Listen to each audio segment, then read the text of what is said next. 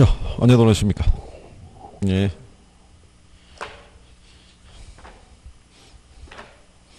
요즘 뭐 이 바이러스 이것 때문에 뭐 다니기도 쉽지 않으시죠? 어? 음.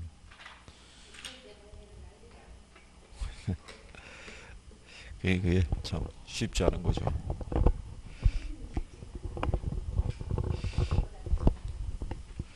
그러니까 저희도 여기 들어오니까 이렇게 했지 뭐 이동할 땐 다 마스크 쓰고 다녀야 되고, 그죠? 순간순간 이제 손 세정도 계속 해야 되고. 예.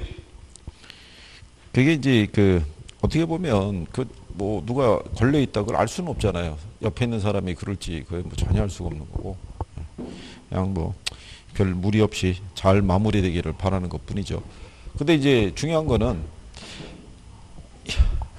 이거랑 관계없이 이날은 오고 있다는 거죠. 예, 이때 돼서 불행한 사태를 맞이했을 때, 야, 내가 원래 열심히 하려고 그랬는데 그 왜 초에 그 왜 그 바이러스 있잖아. 걔 때문에 공부를 못해서 이렇게 된 거 아니야? 이때쯤 되면 사람들은 그 기억 못해요. 지금 이 상황에 대해서. 그죠? 그런 게 있었니? 라고 얘기하고 마는 거죠. 어쨌든 간에 우리가 필요한 거는, 만약에 그 요즘 왜 재택근무가 유행이라는 거 아니에요. 그러니까 집에서 이제 인강을 보고 듣거나 하시는 분들이 있으면 좀 더 집중을 해서, 그죠? 짧은 시간 안에 빨리 실력을 끌어올릴 수 있도록. 예. 그래서 이제 중간중간에 뭐를 갖고 확인하시면 되냐면 모의고사를 볼 거예요.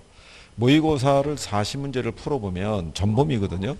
예, 그러면 그 안에 내가 알고 맞히는 게 있고, 그죠? 예, 전혀 모르는 애들이 있을 때, 그죠? 찍은 거는 포함시키면 안 되고. 근데 이제 우리가 공부할 때는 어떻게 해주면 되냐면, 지문이 5개가 있잖아요. 근데 내가 여기서 답을 맞췄더라도 모르는 지문이 있을 수 있어요. 그죠? 예, 이거를 확인을 꼭 해야 돼요. 예, 이거를. 그래야지 다음에 이 비슷한 유형의 지문이 나왔을 때 맞고 틀리고를 판별할 수 있는 거예요. 저희가 강의할 때 보게 되면 여기 만약에 예제가 들어가 있다. 그러면은 우리가 강의한 내용까지만 설명해 드려요.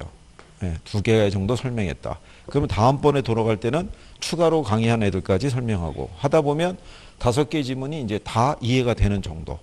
예, 그러면은 이제 이쪽 파트는 정리가 어느 정도 됐다고 할 수 있죠. 이걸 이제 빨리 해 주셔야 되고, 그 다음에 이제 1차 위주로 해서 목표를 세우세요. 3월하고 4월까지는 1차에 대해서 기본적인 용어는 내가 이해를 해놔야겠다. 그래서 모의고사를 볼 때 한 60점대 갈 수 있도록 그렇게 해주셔야 5월달 넘어가면서부터 2차 과목이 있죠. 2차 과목에서 이제 점수를 많이 따야 되는 게 보편적으로 중개사법이라고 그래요. 그러니까 중개사법에 대한 거, 그리고 공법을 좀 어려워하시는 부분이 있고, 그러니까 공법에 대한 어떤 이제 이제 이해도를 갖다가 하기 위해서, 물론 이제 복병이 또 공시세법이에요. 복병이. 그러니까 이게 시간이 지나면 만만한 과목이 없어요.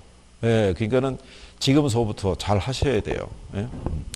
우리가 오늘 이제 여기 그 프로젝트 금융, 개발 금융 여기 설명해 드릴 차례인가요? 네, 그 386페이지에. 지난번에 그 부동산 투자 회사 있죠? 예, 요거는 법 개정이라는 것이 있기 때문에 그거는 이제 뒤에 법률적인 부분은 다음에 이걸 하셔도 되고, 예.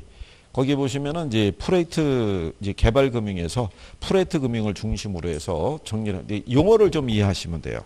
프로젝트 금융에서. 일단 그 지난번에 설명해 드린 것처럼 별표는 하나 하셔야 되고,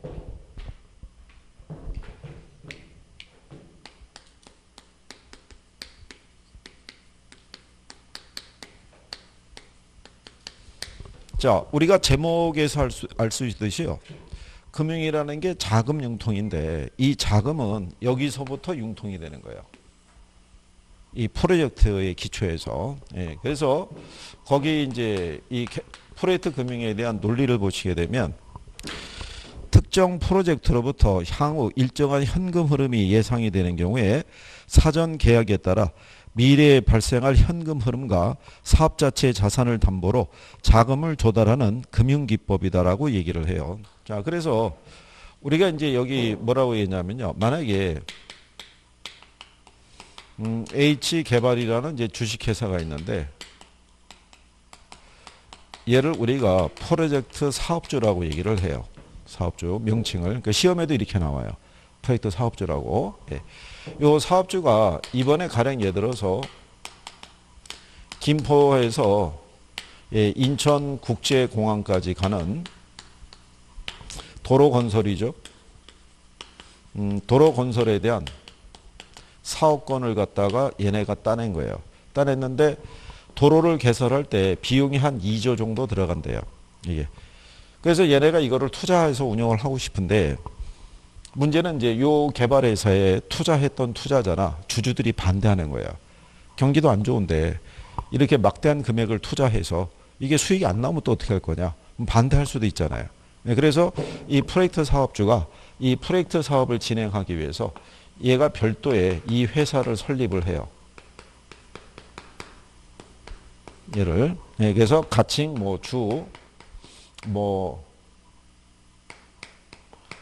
김포 이렇게 해서 프로젝트 회사 하나를 설립을 해서 얘한테 요 사업권 있죠.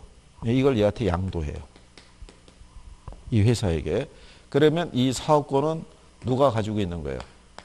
프로젝트 회사가.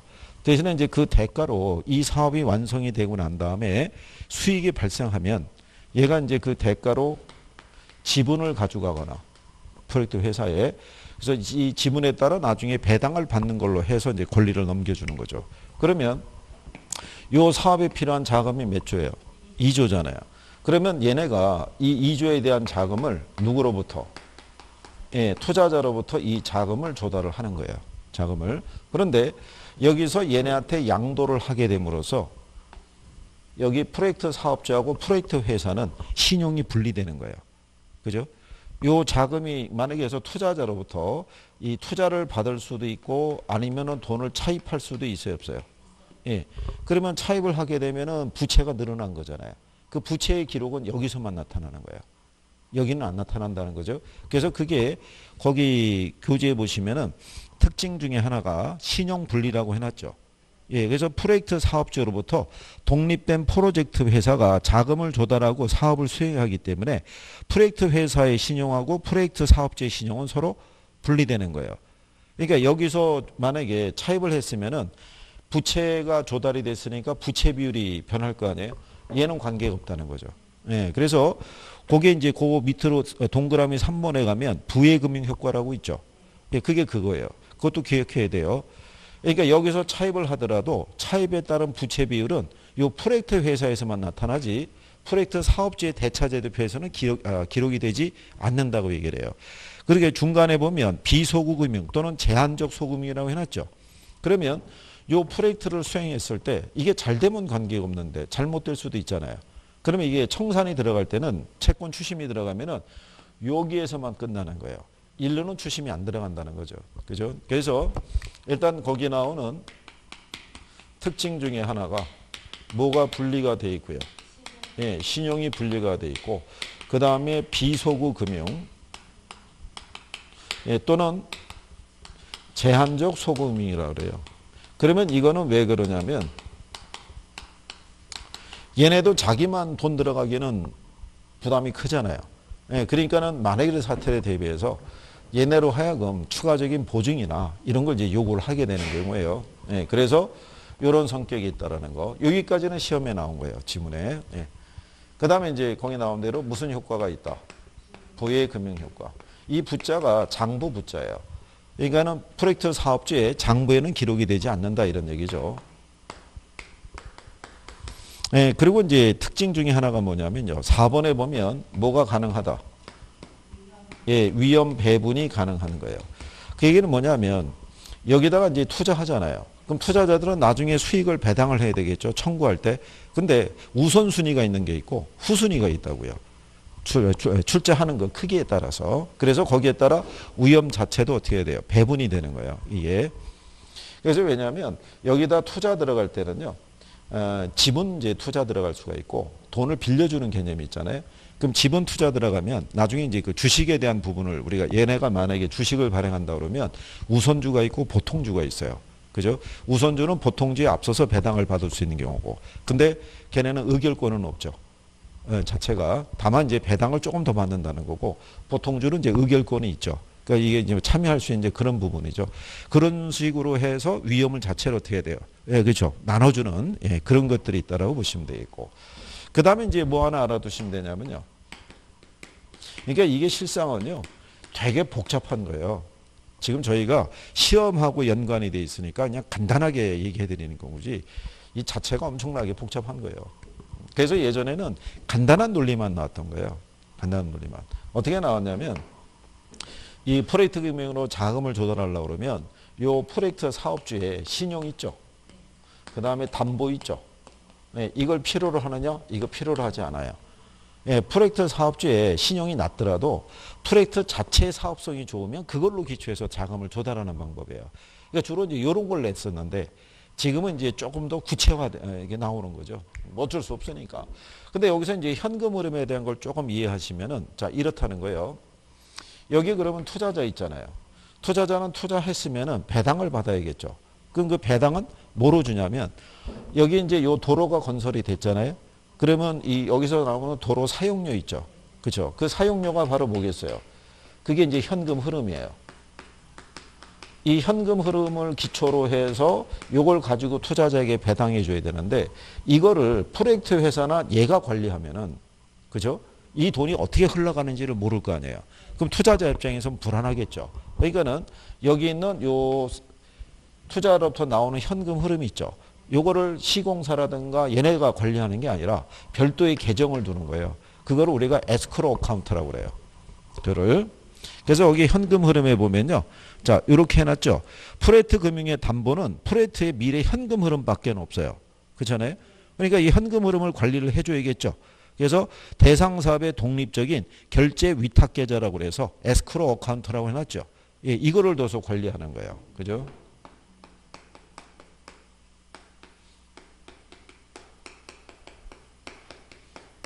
요거를 시험상에서요. 이거는 기본적으로 잘 써요. 그래서 어떻게 언급을 해주냐면요. 시공회사, 건설회사가 자금을 자기네가 관리한다 그러면 틀리는 거예요. 그게. 그래서 그게 이제 인용이 됐기 때문에 그 정도까지는 또 알아두시는 게 필요한 거예요. 그죠? 예, 여기 보면 이 사업에 대한 장점을 보시게 되면 사업주의 신용이 낮더라도 유망한 프로젝트에서는 뭐가 가능한 거예요. 대출이 가능하다는 거.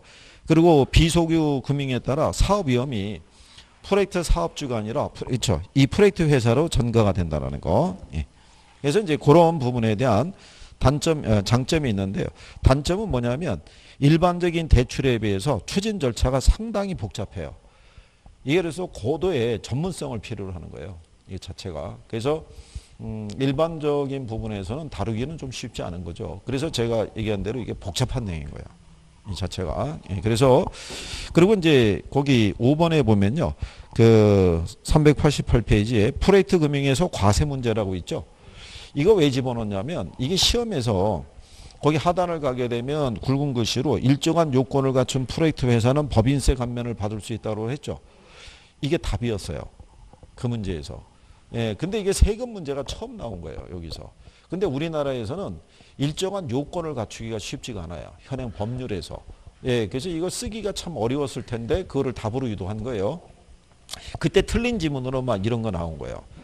이런 거 사업 이 자금이 있죠. 이거 현금 흐름을 자체 뭐 관리한다 뭐 이런 식으로 틀린 지문 막 주고 물적 담보를 필요로 한다 뭐 이런 식으로 틀린 지문 막 써준 거예요. 이게 이제 과세 문제가 뭐냐면요. 이게 이제 만약에 이 자금을 갖다가 조달을 하게 됐을 때요. 만약에 이 사람 이름으로 사업을 추진할 수 있잖아요. 그죠? 예. 그러면 여기서 이제 수익이 발생하면 거기에 대해서 뭐 내야 되냐면 소득세 내야 돼요. 법인이니까. 그런데 자기가 여기에다가 투자 넘겨주는 걸로 지분을 갖고 있잖아요. 그럼 나중에 프로젝트 회사가 사업을 수행한 다음에 수익이 나오면 배당을 해줄 거 아니에요. 그럼 그 배당에 따른 세금을 또 한 번 내야 되는 거예요. 그러니까 이중과세 문제가 걸리는 거죠. 예, 그래서 이 프로젝트 회사를 설립할 때 일정한 요건을 갖춰서 설립을 하게 되면 그 문제가 해소될 수 있는데 그게 법률에 의해서 그 조건이 충족이 돼야 돼요. 그게 되게 복잡해요. 그러니까 우리나라에서는 현실적으로 이런 세제상의 혜택을 받기는 조금 어렵다 이런 얘기예요. 근데 이론적으로는 가능해요. 외국에서는 그런 이제 회사 설립의 요건이 조금 까다롭진 않기 때문에 그런 게 가능하다는 얘기예요. 그래서 그런 내용 등을 우리가 이제 정리해 드린 경우죠. 그래서 기본적인 거 이런 정도 이해하시게 되면 문제가 나왔을 때 어느 정도 접근이 가능할 거고요. 나중에 이제 이거를 납득을 시켜드릴 때는 저희가 문제를 드려요. 그래서 문제로 풀어보시고 답을 맞춰보시고. 우리가 이제 2월까지는 이제 그 OX 지문으로 드렸는데 3월달, 4월달이 되면 횟수는 줄어들어요. 줄어드는데 오지선다로 해서 중간중간에 이제 점검을 할 수 있게끔, 그래서 문제로 한번 이렇게 드려볼 테니까. 그러니까 예를 들어서 우리가 한 정책론까지 이렇게 갔다. 그러면 이제 앞에서부터 총론에서 정책론까지에 대한 관련된 거를 오지선다로 드려보는 거죠. 물론 답하고 해설은 드리긴 드리는데 안 주면 또 답하고 해설 어딨냐고 또 가서 또 난리 치니까 어쩔 수 없이 드리긴 드리는데 복습은 좀 해야 된다는 얘기. 그리고 그거 풀어가지고 정리가 안 되면 물어봐서 확인을 하셔야 되고, 그죠? 그 다음에 이제 옆에 뒤지 보시면요. 389페이지에 거기 가면 상단에 부동산 PF 관련 유동화 증권이라고 해놨죠. 이게 시험에 아주 오래전에 한번 나왔었어요. 그게 이제 이 PF 관련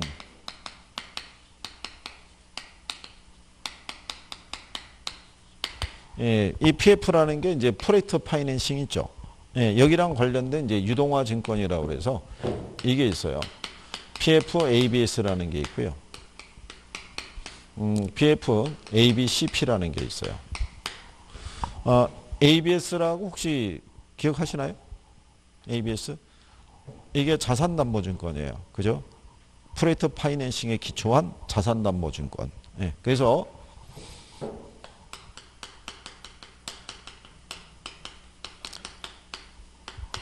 그러니까 거기 보면은 영문으로 돼 있죠. Asset Backed Security라고 해가지고 자산담보증권이다 이런 얘기인데요.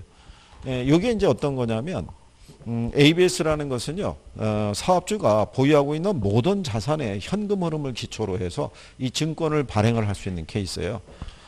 예를 들어서 이 건설사 있죠, 시공사.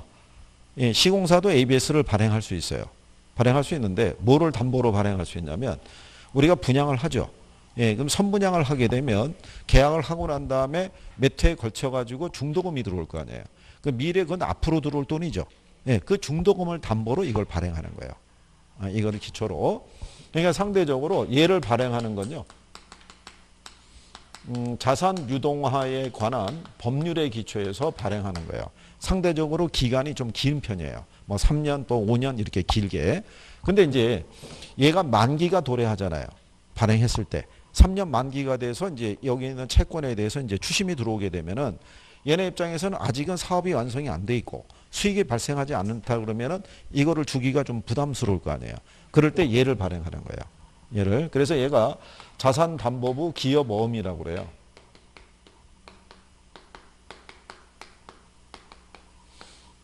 여기 보면은 CP라고 해놨죠. 이게 커머셜 페이퍼예요. 상업모험이라는 거예요. 얘는 이 상법에 기초해서 발행하는 거예요. 얘는 말 그대로 대환을 해주는 거예요. 얘가 만기가 도래했죠. 근데 기간 연장이 필요해요. 돈이 없으니까. 기간 연장할 때 그냥 연장해주면 안 해줄 거 아니에요. 그러니까 얘를 발행해 주는 거예요. 그래서 이 증권을 어음으로 바꿔주는 거예요. 바꿔주면서 기간 연장이 한 3개월 연장하자 이런 얘기예요. 근데 연장을 할 때 얘하고 똑같은 수익률을 주면은 연장 안 할 거 아니에요. 그러니까 얘보다는 이율이 어떻게 해야 돼요? 높아야 돼요. 그래서 이 어음의 발행은 주로 상법에 기초한 거예요. 그래서 얘가 상대적으로 장기고요. 이게 상대적으로 단기라고 보시면 돼요. 이런 걸 바꿔서 출제했던 거예요. 이런 거를. 그거는 기초적인 내용 정도 알아두시면 될 거예요. 그죠? 이거 왜 이번에 또 넣어드렸냐면 작년 시험에 지분금융을 물어볼 때 지문 하나 얘가 또 들어왔었어요. ABCP가. 그래가지고 간단하게 용어 정도는 뭐 정리해 주시는 게 낫겠다 싶어가지고 해드린 거니까. 말 그대로 무슨 금융이냐면 부채금융이에요. 뭐를 담보로 해서 자산을 담보로 발행하는 증권 또는 어음을 얘기하는 거니까. 그래서 그런 내용이고요. 메자닌 금융이라고 있을 때요. 메자닌 금융은 주식과 채권의 양면성을 갖고 있는 거라고 말씀을 드린 거예요. 그죠? 그래서 얘도 제목 정도가 등장했던 거예요. 근데 이 메자닌 금융의 종류 중에 신주 인수권부 사채라고 있거든요. 걔를 답으로 한번 출제한 적이 있어요. 그러니까 얘도 언젠가는 또 메자닌 금융도 활용을 할 수 있다. 그래서 이제 용어 정도로만 알아달라 이런 얘기죠.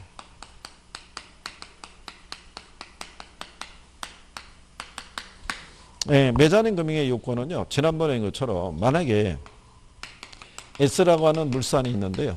이게 비상장 기업이에요. 근데 얘네가 이번에 회사채를 발행을 했어요. 그러면 투자자가 이 채권을 매입을 할 때 특별한 메리트가 없으면 굳이 살 이유가 없을 거 아니에요. 그죠? 그럴 때 얘네가 이 채권을 발행하면서 옵션을 걸어 놓는 거예요. 예, 지금 현재 우리가 비상장이다. 그러면 현재 액면가가 5,000원이에요. 근데 나중에 우리가 뭐를 하면은 상장을 하게 되면 액면가 한 5만 원은 될 수도 있다. 그죠? 근데 네가 만약에 이 채권을 사주게 되면 만약에 예를 들어서 막 500억 정도 사줬다 이거예요. 그럼 나중에 이걸 우리가 상장을 시킬 때 네가 갖고 있는 채권을 주식으로 바꿔준다는 얘기예요. 근데 바꿔주는데 이 가격으로 바꿔주는 게 아니라 이걸로 바꿔주겠다는 거예요.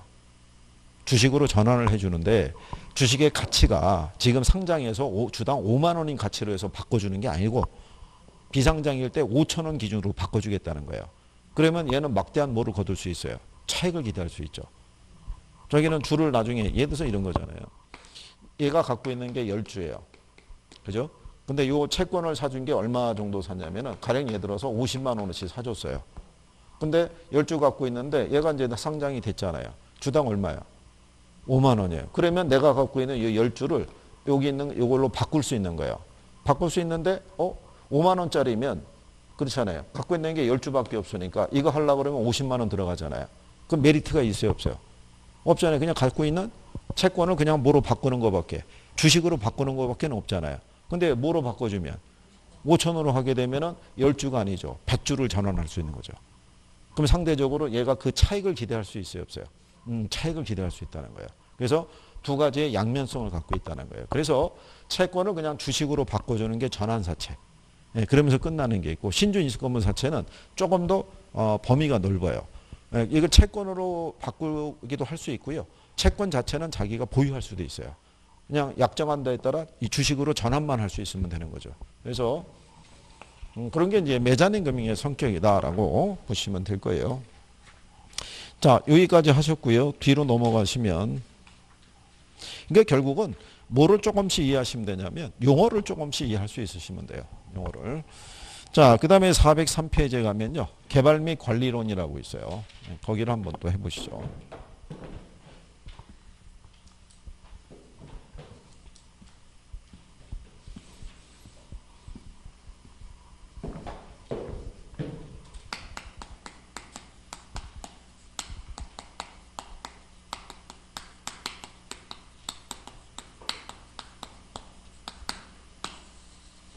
예, 이쪽의 파트는요.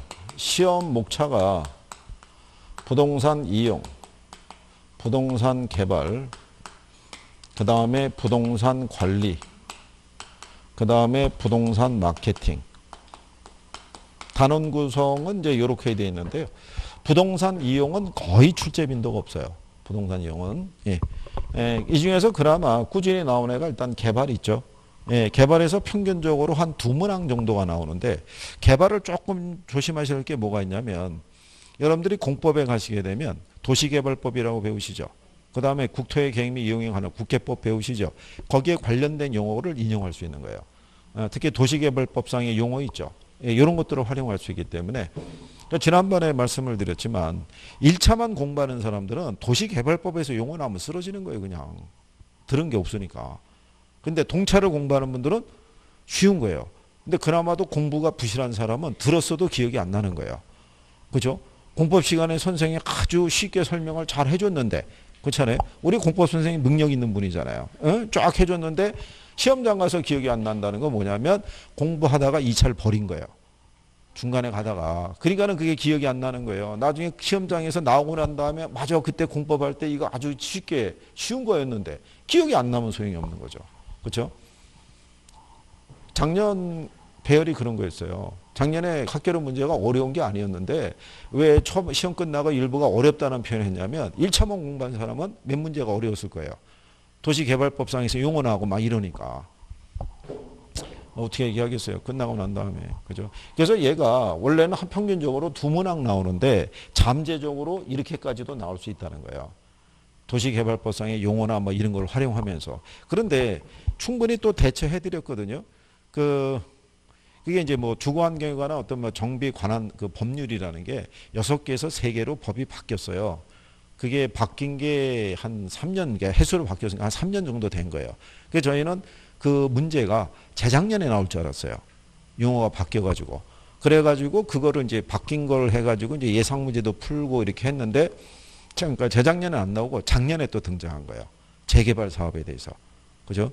예, 그래서 거기는 이제 이론적인 부분에서 다 해봤던 거예요. 문제 풀어보고 다 해본 건데, 기억이 안 나면 소용이 없는 거죠. 중요한 거는. 그래서 얘는 평균적으로 한 문제, 얘도 몇 문제, 한 문제 수준인데, 얘네는 매년 나오지는 않아요. 돌아가면서 나올 때도 있고. 그러니까 얘네가 안 나올 때는 얘가 많이 나오는 거예요. 얘가. 그러면 상대적으로 난이도에 대한 조정이 된다 그럴까요? 2차에 대한 용어들 나오니까. 그런 거 위주로 이제 정리해 보시면 돼요. 자, 그래서 제일 먼저 나오는 게 부동산 이용이라고 있어요. 자, 부동산을 이용할 때 보면요. 이 부동산이라는 게 토지도 있고 건물도 있잖아요. 그러니까 여기서 얘기하는 건 토지용 얘기하는 거예요. 그러니까 이 토지도 주로 도시 토지를 얘기를 하겠죠. 그죠? 그러면 우리는 토지를 이용할 때요. 항상 기준으로 제시하는 게 뭐냐면 이거예요. 무슨 이용이 되게끔. 그렇죠. 이게 되게끔 이제 이용을 해야 되더라. 이런 얘기죠. 예, 그래서 얘가 하나의 행위 기준으로 주어지는데요. 뒷페이지에 보시면은 그러면 이 토지 이용에 집약도라고 이렇게 있어요. 그러니까 집약도라는 것은요. 단위 면적 있죠. 평방미터당 투입되는 노동과 자본의 상대적 양의 크기에서 결정이 돼요. 그죠? 그런데 단위 면적 등 투입되는 노동과 자본의 양이 크죠. 그걸 우리가 집약적 이용이라고 그러죠. 이거 어디서 배우셨냐면 생산 요소의 대체성과 도시지대라는 거 배우셨을 거예요. 기억하시나요? 우리가 왜 도심 지역이 있죠. 도심 지역에서 우리가 생산을 할 때 토지와 자본을 결합해서 생산할 때 도심 지역은 가격이 싸요, 비싸요? 비싸니까 두 개를 결합을 할 때 이런 결합 비율이 나오죠. 자본을 많이 투입하고 토지 사용량이 줄어들죠. 토지 가격이 비싸니까. 이럴 때 이용하는 게 무슨 이용? 이게 집약적 이용이라는 거죠. 단위 면적당 토지의 물을 노동과 자본의 투입 비율이 커지는 거죠. 상대적으로 이게 작아지는 걸 뭐라고 그러겠어요? 그걸 조방적 이용이라고 그래요. 그럼 외곽을 나가게 되면 토지 가격이 싸잖아요. 그러면 두 개를 결합을 하게 되면 자본의 투입 비율이 적어지는 대신에 토지의 사용량이 늘어나는 경우죠. 그렇죠? 이런 걸 무슨 이용이라고 그런다? 조방적 이용이라고 그래요. 그래서 우리가 지난번에 이렇게 등량곡선을 설명을 해드리면서 등량곡선이라는 건 토지와 자본의 관계 있죠. 대체 관계를 그래프로 나타낸 거예요. 그러면 여러분들이 A라는 점이 있고 B라는 점이 있죠. 10에다 2를 곱하면 20 나오잖아요. 2에다가 10을 곱해도 역시 20이 나오죠. 예, 그러면 무슨 내용이냐면 토지 가격이 비싼 도심에서는 무슨 이용을 하는 게? 집약적 이용을 하는 게. 토지 가격이 싼 외곽에서는 무슨 이용하는 게? 조방적 이용을 하는 게 그게 최요 이용이라는 거예요. 그죠? 그러니까 어떻게 이용을 하든 우리가 얻는 효용의 크기는 같아요. 그죠? 예. 그거를 이제 설명하고 있다라고 보시면 돼요. 그거를. 그래서 집약적 이용하고 무슨 이용이 있다? 조방적 이용이라는 게 있다라는 정도 알아두시면 되겠고요. 그리고 이제 그 밑에 가면요. 지가하고 토지용이라고 있을 때요. 대부분의 우리가 뭐를 보면 알 수 있냐면요. 일정한 지역을 갔을 때 건물이 고층화되어 있잖아요. 그럼 대부분 그 지역은 땅값이 비싼 곳이에요. 근데 상대적으로 고층 건물이 눈에 안 띄잖아요. 상대적으로 넓은 면적에 대한 토지를 사용하고 있는 그런 지역이 있다 그러면 거기는 상대적으로 조방적 이용이 이루어지겠죠. 그래서 이제 그걸 가지고 우리가 확인할 수 있다는 거고요. 옆에 이제 가면은 입지잉여라고 있죠. 용어상에서 알아도 입지잉여를 여러분들이 했었어요. 언제? 입지론 할 때. 입지잉여. 입지잉여라는 거는 일종의 초과이윤이에요. 초과이윤인데 요거는 경영을 잘해서 얻는 이익이 아니고요. 목이 좋아서 얻는 이익이에요. 그걸 우리가 입지잉여다라고 얘기를 하는 거예요. 용어 정도만 알아두시면 돼요. 얘들은 뭐 시험상에서 인용이 거의 잘 안 돼요. 그리고 여기가 오래전에 번역한 거기 때문에 그래서 이제 활용성은 좀 떨어진다. 그리고 이제 그 밑에 가면 우리가 이제 부동산을 이용했잖아요. 그러면 거기에 따라 일종의 현상이 나타나요. 토지를 이용한 거에 따른 현상. 현상이라는 게 결과예요. 자, 우리가 토지 이용할 때 무슨 이용이 되게끔 해야 돼요? 근데 제대로 활용을 하지 못하면 문제가 나타난다는 거죠. 거기에 대표적인 게 뭐냐면 이게 도시 스포롤이죠.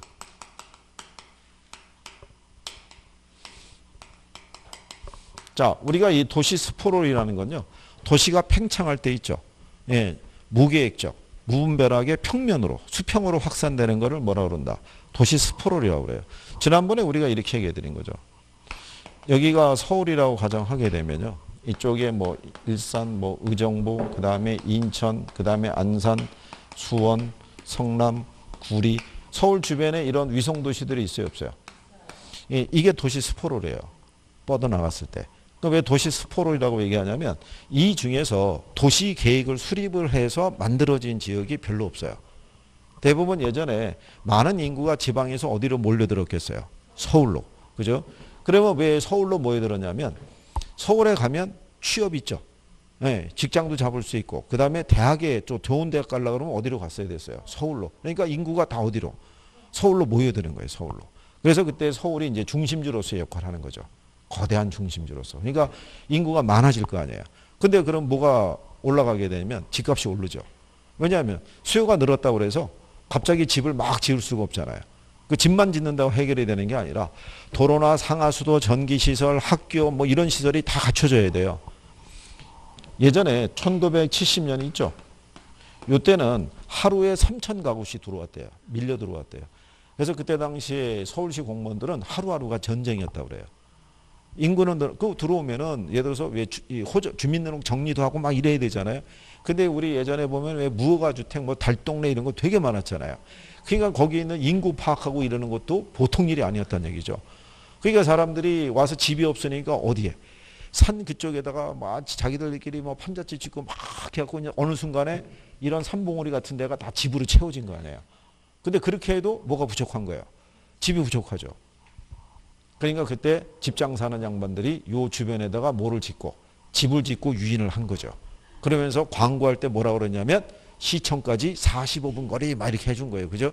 왜냐하면 그때 당시에는 심리적인 출퇴근의 시간이 1시간 이내에 들어와야 됐어요. 그래서 그때 45분은 새벽 3시에 140 밟고 들어오면은 45분에 들어올 수 있는 거예요. 지금하고 다르게 그때 당시에는 교통이 되게 불편했던 거예요. 그러니까는 뭐도 없었어요. 지하철이나 이런 것들도 잘 안 돼 있었을 때. 그러니까 그때는 일단 뭐부터 짓고 집부터 때려넣은 거예요. 그리고 유인을 한 거예요. 그러니까는 뭐 거기에 따른 교통이나 교육이나 이런 것들이 어떻게 돼요? 현저하게 부족하죠. 그죠?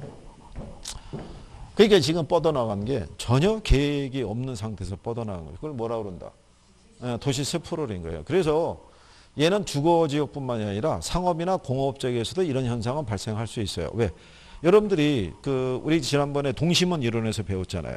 자, 소득이 낮은 사람들이 직장을 얻어야겠는데 그게 이제 공장에다 일을 얻을 때 그러면 주변에 이제 주거를 정해야 되는데 돈이 없으니까 그 주변에 이제 불량 주거지 이런 게 막 현상이 막 되는 거죠. 그래서 이제 그런 현상이고요. 그리고 도시의 중심부보다는 주로 외곽에서 많이 발생해요. 근데 여러분 시험에 틀리게 나온 게 도시 중심부에서 주로 발생한다 그래서 틀리게 한번 준 거예요. 용어 정도 이렇게 뭐 알아두시면은 될 것이다. 거기 405페이지에 보면요. 이 토지의 최고 최선의 이용에서 괴리됨으로써 일어난 현상이라고 그랬죠. 최고 최선의 이용이라는 게 최이용 이용 얘기하는 거예요. 똑같은 거라고 그랬어요. 그래서 지가 수준은 표준적 지가 수준 이하라고 해놨죠. 왜냐하면 최이용 이용에 괴리되니까. 그래서 표준적인 지가 이하로. 그러면 이런 도시 스프롤 현상이 나타나면서요. 부과되는 현상이 뭐냐면 그게 직주 분리 있죠. 직주 분리하고 직주 접근 이런 게 있는데 도시 스포롤의 결과로 나타나는 것 중에 대표적인 게 뭐냐면 직주 분리예요. 직장과 주거지가 서로 다른 곳에. 그러니까 예전에는 직장이다 지금도 마찬가지지만 다 서울에 있잖아요. 그죠? 근데 주거는 다 이 주변에 있죠. 그러니까 직장과 주거가 어떻게 돼요? 서로 분리되는 현상을 나타내죠. 그래서 우리가 직주 분리라고 얘기를 하죠. 원인은 일단 왜 직장과 주거가 분리되는 현상이 나타나냐면요. 일단 도심 지역의 부동산 가격이 비싼 거. 예, 그 다음에 나갈 수 있는 이유는 뭐냐면 대중교통수단 있죠. 지하철이나 뭐 버스 노선들이 연결이 되면 이것 따라서 나가는 거죠. 그렇죠? 그래서 처음에 버스 노선밖에 없었던 데가 지하철선이 연결이 된다 그러면 땅값이 더 뛰는 거예요. 부동산 가격이. 왜? 도심하고의 접근성이 어떻게 돼요? 좋아지죠. 그렇죠? 예. 언젠가는 여기까지도 광역 지하철에서 여기까지도 올 수도 있을 거예요. 계속 여기 이제 하나의 행정 도시이기 때문에 그게 들어올 수 있게. 그러면 서울하고의 접근성이 엄청 좋아지는 거죠. 그렇잖아요. 지하철 타고 올라가게 되면 어느 선에선가 환승을 해가지고 내가 가고 싶은 대로 다 나갈 수 있거든요. 그러면 여기서 굳이 왜 그러면 내가 자차를 통해서 나가든가 아니면 터미널 가서 이용해야 되는데 지하철 여기 하나 있다 그러면 엄청 좋은 거죠. 예. 지금 아마 제가 알기로 지금 개통이 됐나요? 서울에서도 여기까지 이렇게 직선으로 올 수 있는 뭐 도로가 그때 뭐 건설은 공사 시작했다 그러면 올라가는 시간 또 단축이 되는 거죠. 그거 타기만 하면. 그래서 이제 그런 걸 보고 이제 수요자들이 움직이거나 그런 거죠. 표정이 밝으시군요. 그래서 근데 이게 지금씩 오르더라도 무슨 문제가 있냐면 지난번에 말씀드렸지만 물론 이제 자산 가치가 올라가면 기분이 나쁠 사람이 어디 있겠어요. 그죠?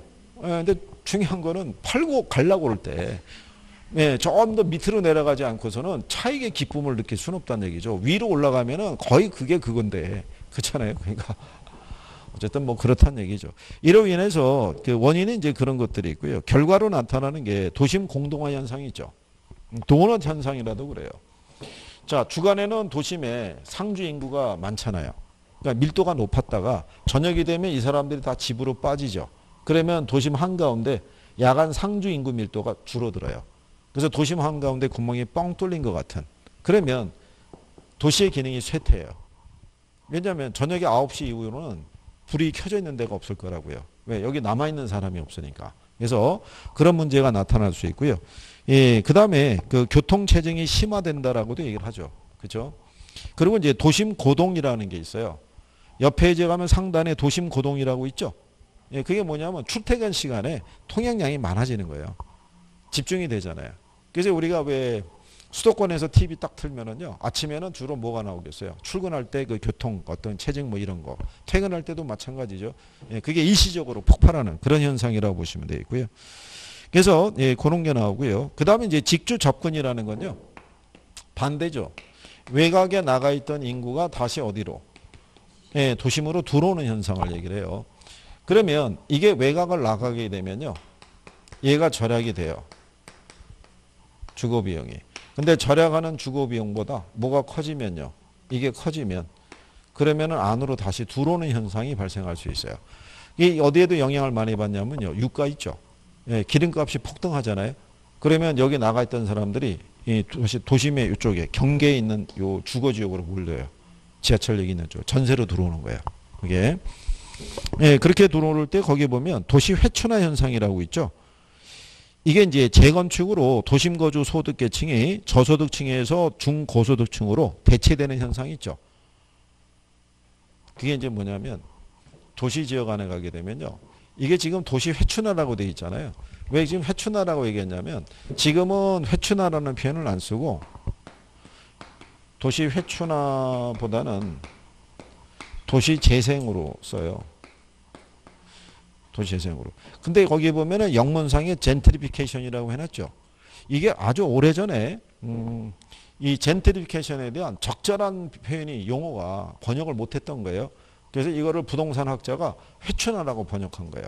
그리고 이게 아마 13회 때인가 나왔었어요. 13회 때 출제가 될 때 이런 식으로 이게 무슨 현상이냐를 물어본 거예요. 그래서 답이 회춘화였다고요. 이게. 그래서 이걸로 바꿔서 그때 했던 거죠. 가수 이름이 있잖아요. 그래갖고 그때 당시 학생들은 그냥 찍었다는 거예요. 뭔 말인지는 잘 모르겠는데 내가 알고 있는 단어가 나왔으니까 뭐 이런 거예요. 근데 지금은 뭐로 바뀌냐면 도시재생이라고 바뀌는 거예요. 도시재생. 그래서 이제 그런 현상이, 그러니까 도시재생에 대해서 근원지가 됐던 것이 그 서울 가면은 서울의 그 신촌 가면 홍대 쪽이 있어요. 거기가 이제 이런 현상이 나타난 거죠. 그 홍대 주변이 대부분 좀 낙후돼 있었어요. 철길 따라 가지고 주택도 대부분 단층이고 오래된 주택이 많았고요. 거기 먹거리나 이런 것들이 별로 없었었는데 그쪽으로 이제 그 인디 밴드라고 그러죠. 걔네들이 거기 와서 공연을 주로 했어요. 거기서 공연한 이유는 신촌 쪽에 임대료가 비싸니까 싼 데로 온 거예요. 그러니까 길거리 공연하고 막 그러니까 젊은 애들 입장에서는 그때 당시에 놀 데가 마땅치 않았는데 괜찮았거든요. 그러니까 수요는 많은데 먹거리도 없고 예, 주변이 썰렁했었어요. 예, 그러니까 이제 거기가 수요가 많아지는 걸 보고 또 발빠른 사람들이 그쪽에 부동산 매입해가지고 싹 바꿔버린 거죠. 그러니까 지금 홍대 그쪽에 또 비싸진 거죠. 예, 그러니까 이제 거기에 있었던 누가 인디밴드 애들도 밀려나는 거죠. 임대료 비싸지니까. 그래서 옆으로 또 빠져나가는 거죠. 그러면 또 그 지역에 수요가 많으니까 거기가 또 어떻게 돼요? 개발이 돼. 그래서 그다음부터 뭐 연남동길 무슨 길에서 길이 계속 생기는 거예요. 그죠? 근데 조심해야 되는 게 어디가 갑자기 뜨잖아요. 뜨면 조만간에 임대료가 어떻게 돼요?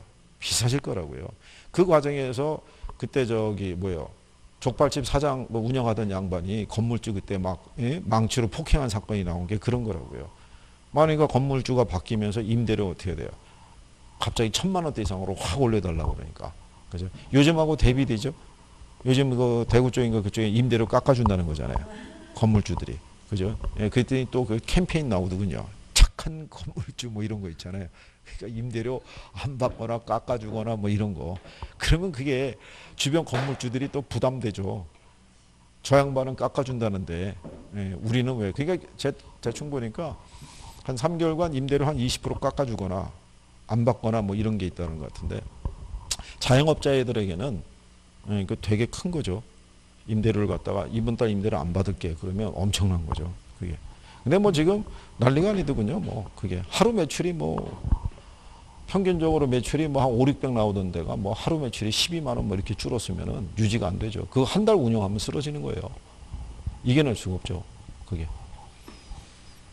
그러니까 지금은 뭐 어떻게든 간에 잘 이겨낼 수 있도록 해야죠. 어차피 이것도 좀 지나면 또 지나간다고요. 예전에 저기 그 뭐죠? 메르스라든가 뭐 사드 갈 때도 그때도 얼마나 난리 났었어요. 근데 지금 기억도 잘 못 하잖아요. 얘 때문에 다시 소환이 되고 있는 거죠. 메르스한테. 그러니까 그렇게 생각하면 되죠. 어쨌든 시간은 가고 있다는 거죠. 자, 그다음에 이제 407페이지에 보면 거기 한계지라고 있죠. 한계지는 도시 토지의 거의 끝에 있는 거, 경계에 있는 걸 우리가 한계지라고 그래요. 근데 한계지는 계속 연장이 된다고 생각하시면 돼요. 뭐를 따라서?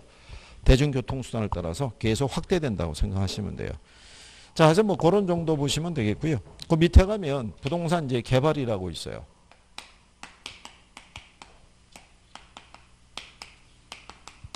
그래서 나중에 이쪽의 파트는요, 그 조금 더 시간이 지나서 시험이 임박할수록 거의 생략되는 경우가 많아요. 예, 왜냐하면 우리가 이제 시험이 임박하게 되면 선택과 집중을 잘 해야 돼요. 우리가 모든 거를 다 이해해가지고 100점에 도전할 수 있는 건 아니고, 예, 내가 할 수 있는 거를 토대로 60점 이상을 맞는 게 목적이라고요. 그죠? 그리고 나중에 여러분들은 시간이 갈수록 뭐를 갈구하시냐면은 나오냐 안 나오냐가 중요한 거예요. 이게 뭐 이거 이런 용어 설명하고 그럴 겨를이 없다는 거예요. 그죠? 예, 그래서 여러분들이 졸다가도 여기다가 별표 막 하면은 눈이 떠져요. 그래서 별표는 하고 다시 졸더라도 그때는 집중력이 높아지는 거죠. 자, 개발에 대해서 이제 알아보시게 되면요. 결국 이 개발이라는 것은요. 우리가 경제 활동을 하기 위해서 필요한 공간을 만들어내는 걸 개발이라고 그래요. 그죠? 그래서 우리가 거기 보시면 인간에게 생활, 작업 및 쇼핑, 레저 공간을 제공할 목적으로 토지를 개량하는 활동이라고 얘기를 했죠. 그죠? 그러니까 우리가 이제 인간은 삶을 영위하기 위해서는요. 끊임없이 뭐 해야 되냐면 이걸 해야 돼요. 경제 활동을. 경제 활동이라는 것이 크게 생산, 유통 또는 소비 이런 행위를 얘기를 해요. 그러면 생산 또는 소비하기 위해서는 뭐가 필요하냐면 공간 또는 장소가 필요한 거죠. 이거를 만들어내는 걸 뭐라 그런다? 그걸 개발이라고 얘기를 하는 거예요. 개발. 이 공간을 어디에 만드는 것이 제일 좋으냐의 여부 있죠. 예, 그게 입지론에 결부된 거라고 생각하시면 돼요. 그게. 근데 이제 거기 여러분들이 그 407페이지 맨 마지막에 보면 양가로 이번에 부동산 개발이란 타인에게 공급할 목적으로 토지를 조성하라 건축물을 설치하는 행위로 쭉 나와 있죠.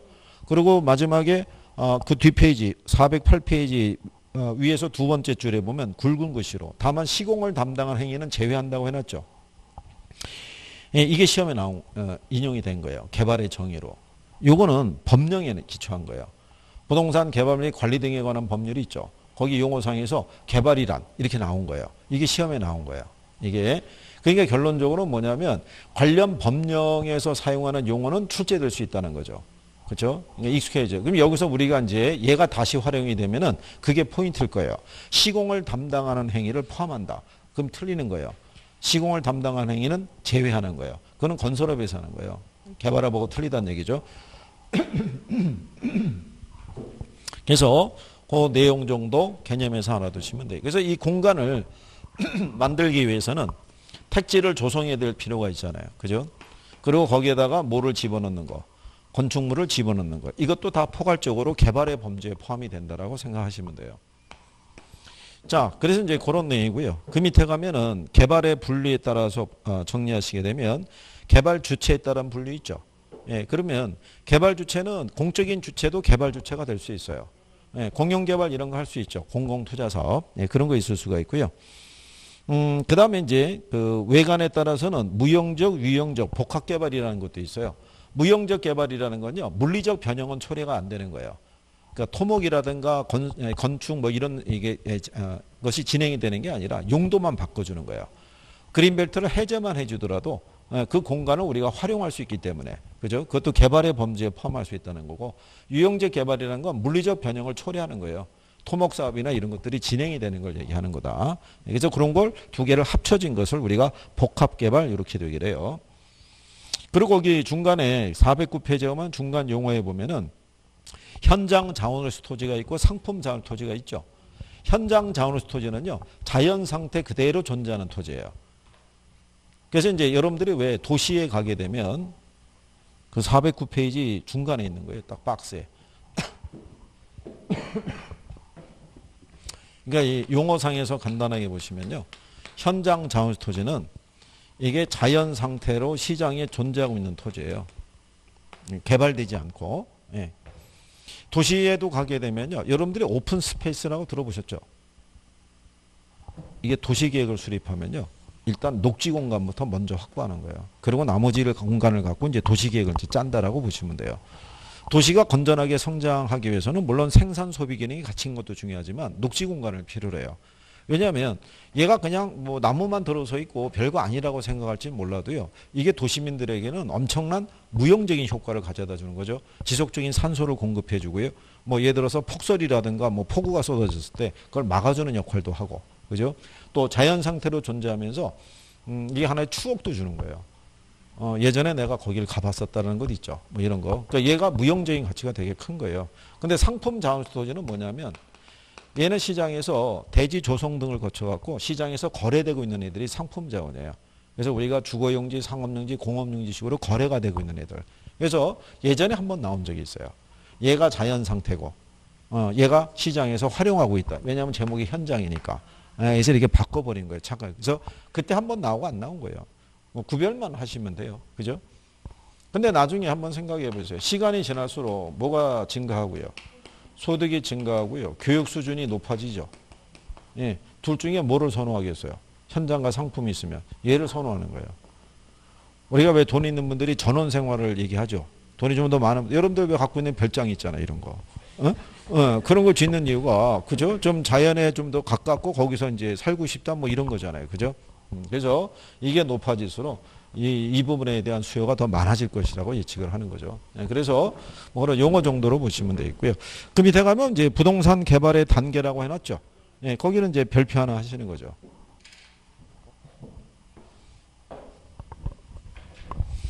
예, 그러면 이제 여기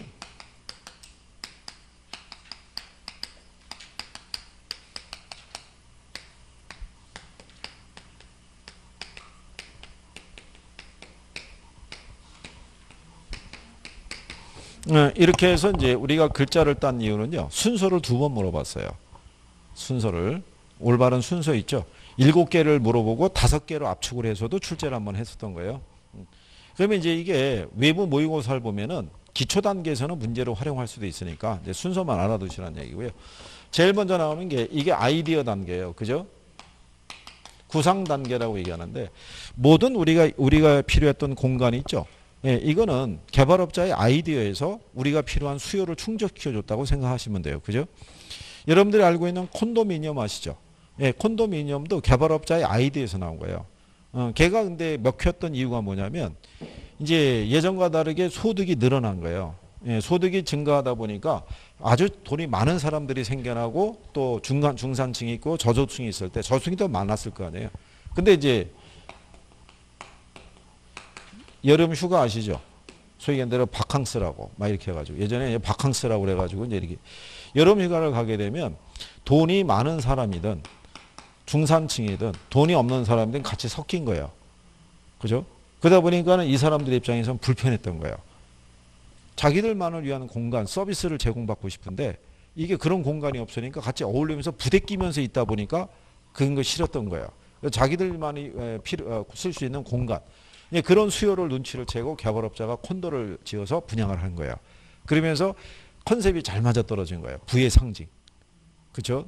당신들만을 위한 공간. 그러니까 그때 당시에 부를 판단하는 척도가 콘도 회원권이 있느냐 없느냐가 더 기준이었던 시절이 있었어요.